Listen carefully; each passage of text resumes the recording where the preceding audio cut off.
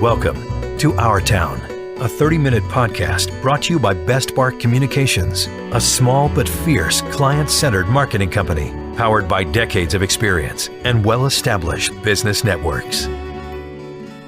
I'm especially delighted to welcome WAR, William A. Regardie. What we didn't talk about in previous shows, I will now, is that we had a show called Our Town on Channel 50, and the co-host from time to time was William A. Regardie. I never knew what the A was for, but Bill, thank you for being here.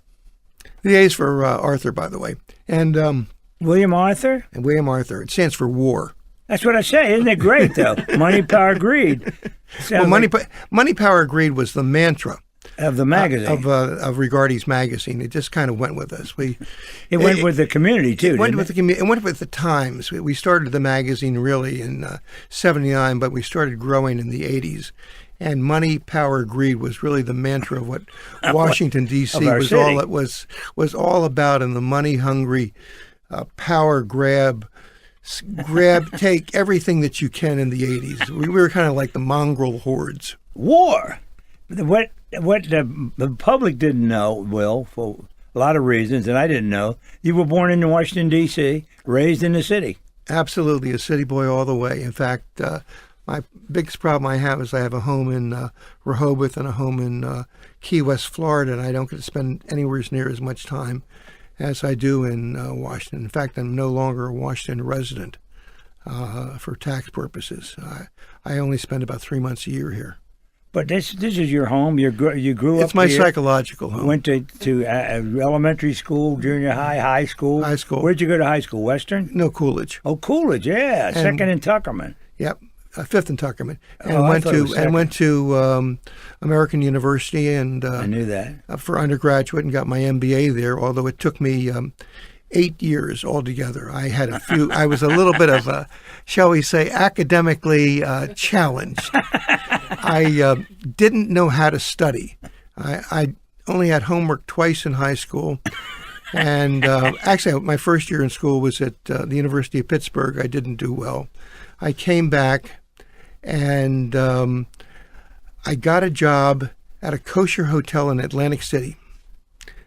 And all the hotels in Atlantic City were kosher. Just about. And I came back. I was working there my first weekend, and I hated it. Oh, God, did I hate it. Oh, was it horrible. Slinging the worst kinds of kosher hash you can possibly imagine. And at 6 o'clock on a Sunday night, I'm called to the headwaiter stand. He said, "It's your mother." She said, "It's an emergency. Make it fast." And he growled at me. I pick up the phone. My mother says, "William, do not say a word. Listen to me. My neighbor up the street, Helen, who's personnel manager at NBC, has a job for you as a page. But you've got to be back here at 9 o'clock tomorrow morning. Now I want you to say, how bad was Dad's heart attack?" How bad was Dad's heart attack? Not with glee. They wanted you back. Well, that is a story. Wait a second. How bad is Dad's heart attack? She says, "Now I want you to say to your boss, you got to leave now because my father's just had a heart attack. And if I drive all night, I can be there like 1 o'clock in the morning and to start the job at 9 a.m. And that's how I got into communications. I was with NBC as a page, which is, anyone who knows anything about the communications industry, is one of the great launching pads for careers in television, radio, communications. Show business. It was the greatest effing job any kid could ever have. I served coffee to the President of the United States. I took Bob Hope around from this department to this department. I delivered the mail. I worked in the newsroom on election night. It was the greatest job in the entire world. It lasted 1 year and 2 days before the general manager wanted the job for his son. But a month after I started, I bought a second job for $100 from a friend. And the second job was the gopher for a good friend of ours, Charlie Brotman, who was the PR director for the Washington Senators, as his gopher. And it meant getting to the ballpark 2 hours before, going down into the manager's office of the Washington Senators and the visiting team, getting the starting lineups, getting the umpire's rotation, going up to the press room, writing the starting team rotation. What do you call it? The Pictures. starting lineups Right. on the blackboard. And then if I had time, I could go down and shag fly balls. And then I sat next to Charlie Brotman on a little stool, one of those little stools like this, and would run errands for him or for the press writers. A gopher. Go for this, go for milk. that, for the rest of the game. And then at the end of the game, I did a 100 or 200 word write up for UPI. Camilo Pascual pitched a two-hitter to lead the Washington Senators to a 3-2 victory to the Cleveland Indians. Or Mickey Mantle stroked a 2-run homer in the bottom of the ninth to lead the New York Yankees. Oh, my God. And that led to a 7-year gig as a stringer for UPI covering basketball and football. In fact, I covered the 1965 NCAA basketball championship in which Texas Western, with an all-black team, won the NCAA championship for the first time. And that's how I got into the writing gig. And it changed the world. I paid $100 for that job. You paid for I paid $100. I paid $25 a night, but I paid $100 for the job. And that all kind of gradually led into this whole crazy business of communications and writing. Regardie, this is a great story about starting as a page. You're not the only one who started as a page. No. I started as a page for WMAL, which was at one time part of NBC. It was the Red and the Blue Network. The Red and Blue Network. I went through all that with the finding a job and being a gopher and getting involved with celebrities. I did all that, Bill, and learned the business from the ground up. You did too. That's something I never heard before. I don't think that most people know about your background. That is great. You were big in sports. Well, not just but this. I was never. I used to have a hard time remembering who was on which team, which was a little difficult. In fact, one day in the 1966 Eastern Regionals, or 67 Eastern Regionals, which was the end of my career, I had JoJo White leading Oklahoma to a so-and-so halftime lead, and which I phoned that into UPI. And they quickly phoned me back. JoJo White was playing for Kansas, dummy. And that was the end of my career with UPI. How fortunate you were that your mother got a hold of you and got you back. Oh, my mother was one of those women who transferred her dreams from her husband to her son. There was a show on television when I was 12 years old called The Big Story, how reporters chased their big story. And I said, Mom, I want you to see this story, this television show. So I took her down to the basement where our TV was. We watched this show, and I said at the end of the show, Mom, I'm going to be a reporter. And she paused for a minute, and she said, William, it would be better to own the paper. Your mom is a smart woman, Bill. Wait a second. So I don't know, it's 50 years later. No, not even 50 years later, because when did I start Regardie's? When I was 37. I take out the first copy of Regardie's, hot off the press. I drive it out to my mother. She's living in Leisure World. And I neatly package it up. And I said, Mom, I got a surprise for you. And I unwrapped this package around Regardie's magazine, tear off the paper. I said, Mom, here's your newspaper, Regardie's. And tell her the story of the big story. I said, here's your Regardie's. She says, what the hell are you talking about? I had no idea. She says, it's very nice. This yours? I said, yeah, this is yours. She says, what the hell are you talking about? You surprise. But no surprise. Well, you know, you our town, you knew it from the ground up, which is so important. I did the same thing. That's where I found out so much about our town, was being a messenger. Going to places for the company, like the Washington Star. You remember them, Washington Star. I worked for the Star. You worked everywhere. I worked, when I was a kid, I was a newspaper delivery boy, and sometimes when I was 13, 14, they would let me, when the jumper, you know what the jumper was? That was the guy who rode along with the truck. With the papers. And tossed the bundles out. Right. The driver of the truck sometimes would let me be the jumper, which means picking me up first, going down to the Star building, getting the bundles of paper, loading them into the truck. I thought this was great effing fun. This is journalism one. Not knowing how dangerous it was. And I'm riding along the side of the truck, hanging out of the side of the truck like you do a cable car, not knowing how really dangerous this could be. I was the jumper. I loved it. Well, but all these things added to your knowledge, whether you used it or not, knowing the city, knowing the routes, knowing the school, knowing what was going on, was of great help to you to your next step, which got you into the business world. Before that, you were an employee. Then you wanted to be a businessman. You didn't want to be one, but you wanted to own it. Well, I had to own it because I had, starting with the job I had in my senior high school, during junior and senior of high school, of working in hot shops as a waiter. I had 13 jobs in 13 years from the time I was 19 to 32 or 18 to 32. 13 jobs. I was fired from 11 of them. I always had my own way of doing something. It never quite pleased my boss. Employers. And so I realized early on that I had to do something on my own. My wife and I almost bought a Puppy Palace franchise until we realized that we hate effing dogs.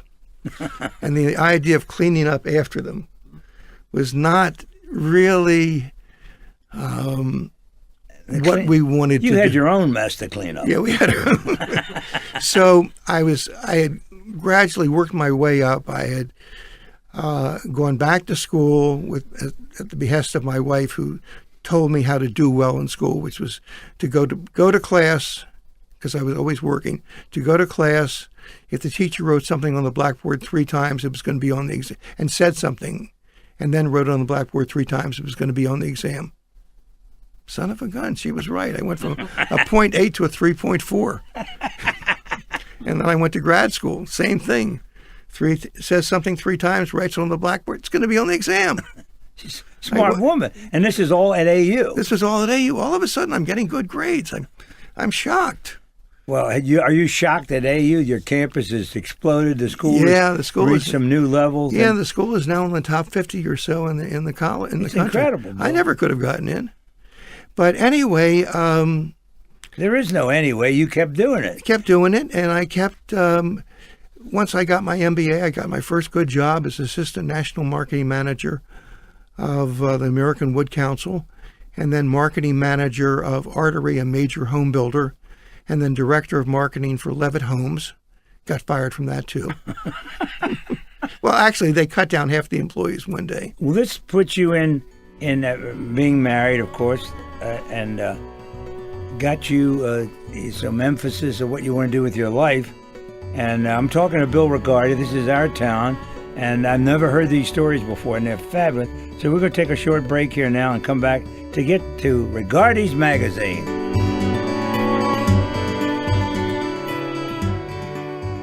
Are you retired or soon will be? Is your will up to date? Don't want to leave a mess for your family to clean up. I'm attorney Mike Collins, the guy who sends you those invitations to my estate planning seminar. I'll teach you how to save taxes, avoid probate, protect your heirs from lawsuits, bankruptcy, even the divorce court. Keep your money in your family with our innovative Reservoir Trust. Watch the mail for your invitation. Tuition's free when you register online at MikeCollins.com. That's MikeCollins.com. You're listening to Our Town with Andy Ockershausen. Brought to you by Best Bark Communications. This is Andy Ockershausen, and this is Our Town, and I'm speaking with WAR, which is William A. Regardie. The name is so important to this city and what it means because of he wanted to be a journalist, so he started a magazine, and he had all this experience in the back. He lost 11 of 13 jobs, and he said, if I start a magazine, I'll be my own boss. William A. Regardie. Well, let me go back a little bit. One of the jobs that I had for 2.5 years was as a one-man magazine editor, one-man magazine shop. I was the magazine editor for the Suburban Maryland Builders Association from 1964 to 1967. Home builders, Home right? builders. And I did everything from writing to selling the advertising to making the addressograph plates to supervising the printing to supervising the distribution. It was a great job. Because it taught me everything about the magazine business. So later when I started my first magazine, New Home's Guide, in January of 1975, I knew everything about magazines. Maybe not as sophisticated as the next guy, but I knew every step of the way because I put out a monthly magazine by myself once a month. So anyway, back in 1973, when I lost my job in 1972, as I lost my job as director of marketing for Levitt Homes, I looked around and I looked for a job, and 2 people in 2 days in the next week after I was fired, 2 vice presidents of marketing said, "No, we don't have a director of marketing slot for you, but did you ever think of doing some market research for the industry where you'd survey every new home community and then sell us back that research?" Well, that was one of the things that every marketing director did and hated, staying on top of what the new home community down the street was doing, whether they were raising their prices or lowering their prices, how big their models were. And every time a new home community opened, all the marketing directors would descend on it to get the comparables. Well, when the second marketing director, vice president of marketing, said, "Why don't you do a marketing research survey?" I went, bingo. Because my wife had been a market research analyst for the phone company and a senior research analyst for Arbitron, the radio and TV people. Know it well. ARB. ARB. I rushed home and I said, "Renay, I found the perfect company for us. I think we can call it something like housing data reports. We'll go out and we'll survey every new home community in the Washington area. We'll update it every month for sales and price changes. The builders will love us because they will not have to go out and do any research themselves, because each month we'll drop right on their desks all the marketing, sales, and information data that they'll need. We'll price it $1,000 a year, which is cheap, and they'll line up to buy it, which is exactly what they did. Within 6 months, we had 100% penetration. And that was the beginning of her career too, right? We started it together. Both of you, right. We started it together. The second year, we added all the condominium projects. Now, imagine what we have here. We have this incredible database. All the builders love us. Because the market was so good, everybody cooperated. They needed you. They needed us. And towards the third quarter of the second year, I said, wait a minute, we have all this good data. Why don't I bring out a consumer version of this so that any new home shopper could get a little booklet called New Homes Guide. Voila. Voila. Broken down by 13 map sections and broken down by types of housing. Single-family homes, townhouses, condominiums. That lists each community by price, by types of houses, by price range. It was an instant hit. And you charged for that service? No, we gave it away free. Oh, you did? Oh. Yeah, what we did, however, was go to builders. We had 1,000 communities in there. And I'd go to you and I'd say, Mr. Builder, we're going to include your community in there free, just like 1,000 other communities. But if you want your community to stand out, we'll do 2 things. We'll highlight it in yellow on this list of their 13 maps and 13 descriptions. We'll highlight it in yellow, and you might want to take an ad. Because I figured support the magazine to make your project stand out and give more information. I always assumed we'd get about 10% ads. We got as high as about 15 or 16 ads. Then we said, wait a minute. Someone said, wait a minute, Bill, are you selling the cover? Selling the cover? Selling the cover? We can sell the cover? Voila! I called a friend of mine in California. I said, what could I get for selling the cover? We were selling the ads for like $750. I sat down and I played with it. We not only sold them the cover, the cover package, a package. They got the cover and 6 pages inside, and we wrote the copy. $6,000. That was a fortune in those days. That's right. And then we sold the back cover package for $5,500. And we said, if you buy this cover in March, you have first dibs on the same package next year. Ryan Holmes still has the same March package for the front cover. Bill, that's incredible. You were way ahead of yourself, didn't even know it.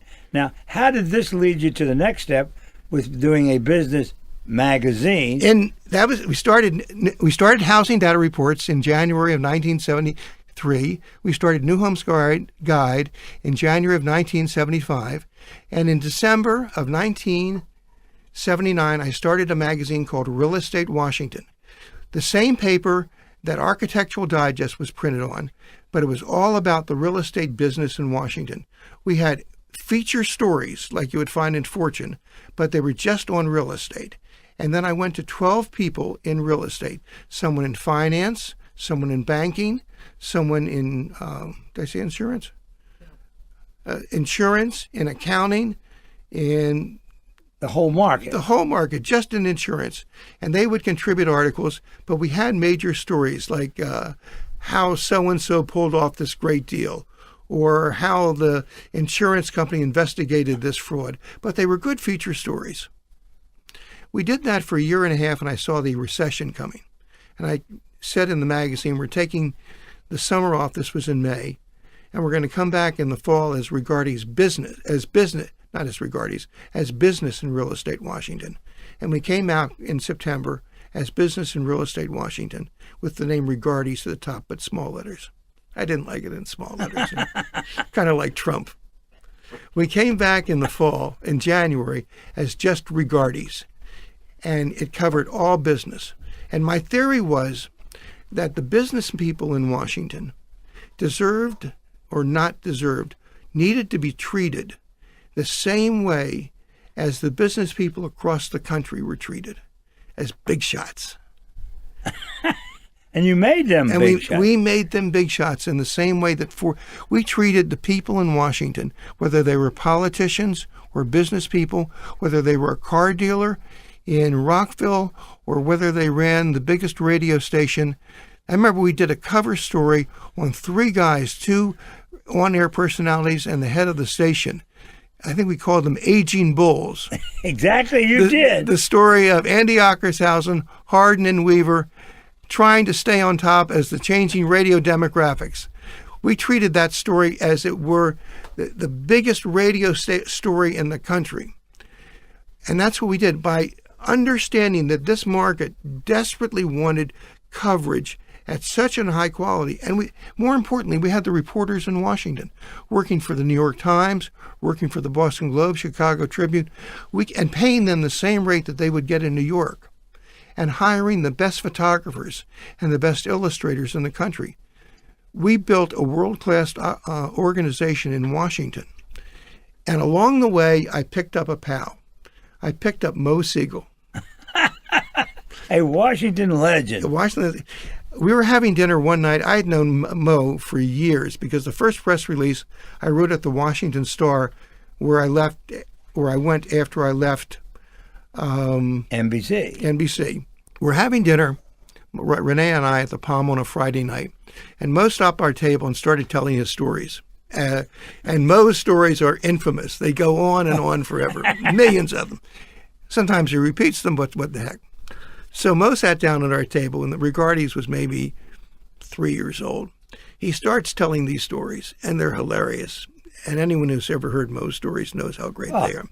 And after he gets up and leaves, Renay turns to me and says, Bill, you ought to sit down with him, get a tape recorder, and just let him talk. And then transcribe the tape recorder, and you got a great feature in the magazine. At this time, Mo was out of a job. He'd lost his last gig with the last television station. And here is this great, beloved character in Washington media that was the friend of Jack Kent Cooke, Edward Bennett Williams, Ben Bradley. He's really on the inside. Yeah, and Andy Ockershausen, a really beloved figure who suddenly was out of a job. And I paid him pretty damn well. I paid him $2,000 a column, which took him an hour to dictate into the phone, and then I sent the copy to him to let him edit. Well, he would just refer to things he had done or people he'd been with. Exactly. We had a topic each time. And the column was called Talk of the Town or something like that. I don't remember. And it took off. It became by far the most popular because it was just Washington. And Our town. That's what it was all about. And it took off. And you know what? He loved me for it. Oh, he did. Absolutely. And what happened was his pals loved me for it. But no one loved me for it more than his wife, Myra McPherson. She took me aside one day and she said, I'm going to give you the biggest kiss you've ever had in your life. On the cheek, not on the lips, unfortunately. She said, thank God you've given him a calling and kept him out of my life. You gave him a life. Yeah. But as a result, Jack Kent Cooke invited me into his box, into the front row. And I sat in the front row. That was high cotton, baby. Yeah, I sat between, the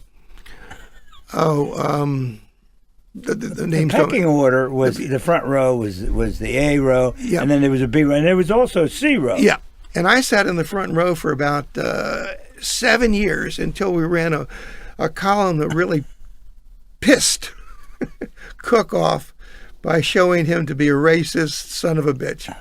The Squire. The Squire. Oh, boy. And it really wasn't my fault, but that's beside the point. Yeah, but it was still great copy of what Mo added. But the business community was still reading it because there was business stories. Yeah. But there was some humor. Yeah. And there was some things in life. Yeah. And it was about our town. And I lived through it with you. And to me, it was unbelievable, the popularity of the magazine. Well, the magazine was written for the 60,000. I mean, we distributed 60,000 copies of the magazine, 50,000 free and 10,000 paid, roughly, give or take. Right. But the magazine was designed for the 50,000 selected opinion leaders in Washington. I knew what you wanted to read. I came up from the bottom.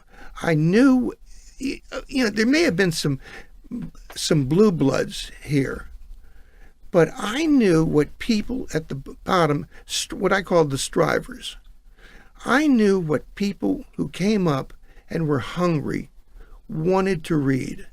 No story ran in that magazine unless I approved the topic.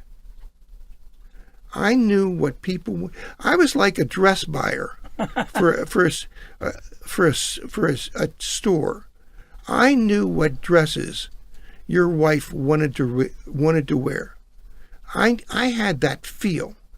I had a great editor, and he would suggest stories, and I would approve them. I only turned Brian Kelly, my editor. Oh, my God. What a wonderful man. And hiring Brian was the smartest move I ever made. And I don't mean to... And I selected about a quarter of them, and another quarter came over the transom. But hiring Brian away from the Chicago Tribune, Brian used to come in and write for us about every 2 issues. Hiring Brian was like hiring a young Ben Bradley. He was an effing killer. I didn't know that when I hired him, but he wanted to come in and make his name. I mean, we did a story. He came in one day and said, I found this little reference in Texas Observer, an obscure Texas political magazine. It said, one-liner, what's this deal between Jim Wright and the Texas book deal? That's all it said. He said, I'd like to take a look at it. I said, fine. What the heck did I know? Jim Wright was then a congressman from Texas? He was the chairman of the House Ways and Means Committee, most powerful member of Congress. I said, go take a look at it. 6 weeks later, he throws a manuscript on my desk, closes the door, and tells my secretary not to interrupt me for 2 hours. I read this manuscript, and I say, Jesus Christ, what we're about to do is impeach, is to throw out the Speaker of the House, because he basically is a corrupt politician. The story was called The Speaker and the Sleazeball. And he left. He had to leave. He had to resign because of our story, and was replaced, God forbid, by Newt Gingrich. So I'm responsible for Newt Gingrich. Well, but Bill, what you do, you put the spotlight on him, and then the national media picked that up. Well, they picked up the story. The story was 100%. The story was the entire story. And you beat. Well, we're going to take another break here, Bill, and get a deep breath. Not that you need it, but this is Our Town, Andy Ockershausen. I'm talking to Bill Regardie of stories that I lived through with him, and I want to continue it about the magazine. Thank you for being here. You learned a lot about William A. Regardie.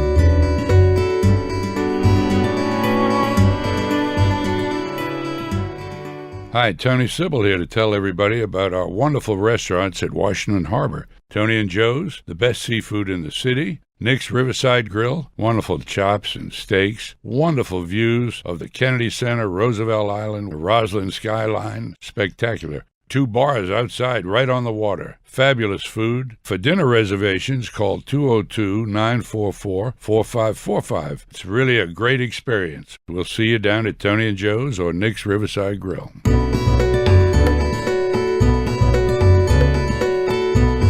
You're listening to Our Town with Andy Ockershausen.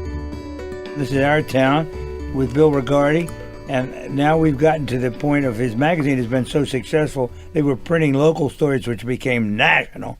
And then Bill then decided that he's running the magazine, it's his place, and if people didn't perform for him, he was going to get rid of them. But before he got rid of them, he did other things, like the great bat story that everybody in broadcasting and publishing knows about. William A. Regardie bat. You gave me one time. I loved it. I did. They were called the management tool. I had an art director who was a brilliant art director. First art director that I really had. He was with me about 4 or 5 years and resulted in several national magazine awards.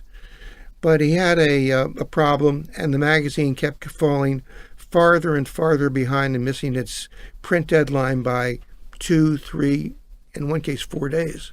And that's cost you money. And that cost you a lot of money, like $3,000, $4,000, $5,000. So one Monday morning, I called the managing editor who controls the flow of work. And I said, how far are we behind? And he says, it's only about 40% finished. And the anger starts to build as I walk out of the house. And I stop by the umbrella stand, and there's one of my son's baseball bats. It wasn't his best one because I knew that. And I pick up the bat and I drive the 7 minutes to work. And I walk into and this was early for me. This was 8:30, 9 o'clock, because I normally didn't get to the office till 10:30. And I pick up the bat and I walk into the office. I remove the work in process from his desk. And I pick up the bat and I go to work. And I go, whap! Whap! This is the man slinging the bat. And I destroy everything in the office except for the chair. The chair was an ergonomic chair. The chair broke the bat. I must have hit it on the trademark. And the staff is listening, watching? The staff is standing around watching like a madman. I don't know where they got that idea. And I leave everything just as it is. Well, you made your point. I made my point. I walked into my office and I resumed my routine. What did the art director do? Well, he walks in about 15 minutes later, and there is this plaintive wail. Why? And I yell back because I want my effing magazine out on time. Well, he finishes it in 2 days, or a day and a half. And he then... And resigns. So I've had my eye for some time on this art director from this magazine, Texas Monthly, which is a beautiful magazine. And I fly the guy up, and I hire him within 2 weeks. And he produces the most beautiful Finally, I have an art director that I'm really, really proud of. And Brian Kelly has come on board at the same time. And this magazine art director, I had a $17,000 art budget with the old guy. This guy says he needs 33. $17,000 per publication. Per publication. This guy says he needs 33. He wasn't quite truthful. He spent $85,000. But it's beautiful. It's beautiful. It's gorgeous. Well, the story Wait a second. Was a worldwide story in publishing. I know that. Wait a second. Fact. He stays 6 months. He walks in one day and says he's going to Rolling Stone. Now, how can I hold anything against the man for trying to improve himself? You can't. I can't. So I go back to my office. I think for a minute. I call Jan Winter, publisher of Rolling Stone. No, I don't know Jan Winter. I know the name. He comes to the phone right away. He's probably afraid I'm going to yell and scream at him. I say, Jan, congratulations. You've just hired not only the finest art director in America. He stayed 13, 14 years. But you've hired one of the finest human beings I've ever had the pleasure of working with. What a great thing for you to do. And he's receives it just properly and says, Bill, I'm really surprised. I'm very pleased. And if I can ever do anything for you, just name it. I said, just one thing. Who was number 2 on your list? And he says a guy by the name of Rip Georges with L.A. Style. I hire him 2 weeks later. Well, he did your research for you. Yeah, he did my research. I hire him 2 weeks later. He stays 6 months and goes to Esquire. From then, I only stay with local art directors. They're great stories, Bill. I know, being your own boss was the greatest thing ever happened. Absolutely. To you and to the magazine. And he's the one who, by the way, who did that famous Marion Barry story with Marion's head coming out of the Capitol's dome as Jerk in the Box. Oh, the spoon story. Oh, did we get trouble Bill, for that? The things that you did for our town are legendary. But Regardie's magazine became worldwide and a popularity worldwide. But you put our city on the map in a lot of ways, and our town became an important part of our culture. Got one story for you if you got a minute. Go ahead. Concerns Ted Lerner. It's 1953. Ted graduates from law school, takes the law school bar, is going to take the law school bar, but he needs a job. A friend of his calls in, and Ted Lerner was really silent. And if you think he has a reputation for being silent, then he didn't talk. His lips were stitched together. A friend of his calls in a favor, and Larry Silverman of Lewis and Silverman says, okay, I'll give him a job. He could sit in a trailer and study his law books during the week, and on the weekend he can write contracts. So he studies during the week, sells a few houses on the weekend, gets houses sold like that. Nobody didn't have to be a genius to sell houses in 1953, 54. The economy was booming. So booming for especially veterans coming back. He fails the law boards first time. He studies again 6 more months. Fails it a second time. The great Ted Lerner fails the law boards a second time. Can you imagine him calling home to Mama and saying, Mama, I failed the law boards a second time? In the meantime, Ted notices one thing. The people who are really making out are the ground owners. They're flipping parcels of ground the way we used to flip baseball cards. Remember how we flipped baseball cards? Oh, absolutely. They're flipping ground. Heads or tails. They're flipping ground and making far more money than they ever made on houses. So finally, on the third time, Ted manages to pass the law boards. So what does he do? He doesn't become a lawyer, although automatically he becomes a broker because he passes the law board. He never practices law a day in his life. He becomes a lawyer, quote unquote. He never hangs out a shingle. He becomes a broker of ground. A dirt man. A dirt man. And he's so successful that the Godelski brothers, 2 years later, invite him into their partnership of Wheaton Plaza.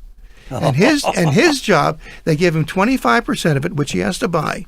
And his job is to lease it up, which he does in a year. In 1958, it opens in 1959. It's a huge success. 5 years later, they repeat it with Tyson Corners 2, Tyson Corners 1. Right. And he is suddenly one of the richest men in Washington. And all because he couldn't pass the law boards. Otherwise, he'd be just another stinking Washington lawyer.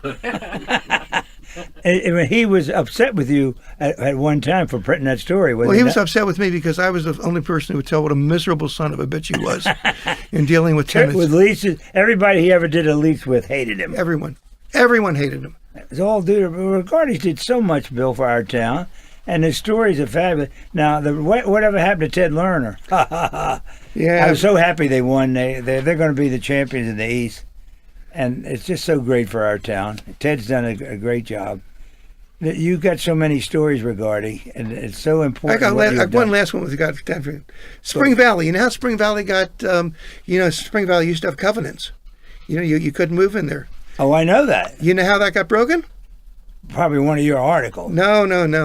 Lyndon Johnson buys the Elms from Pearl Mesta back in the late 40s, early 50s. Know it very well. And he's living in there, but he would not sign the covenant agreement when he bought the property. He just said, I'm not going to sign it. And he's Speaker of the House, and no covenant board's going to make him sign it, so that gets passed. He gets elected vice president, And who does he sell the house to? Who's what's the airport in Baltimore named for? Oh, Thurgood Marshall. Thurgood Marshall. Thurgood Marshall. He sells the house to Thurgood Marshall. And that's how the covenants got they broken. Said, we might as well not have one if Thurgood's in, everybody. That's right. That's how the covenants got broken. It's amazing. But that town was so difficult at one time. But then the politicians make it more difficult but more easy.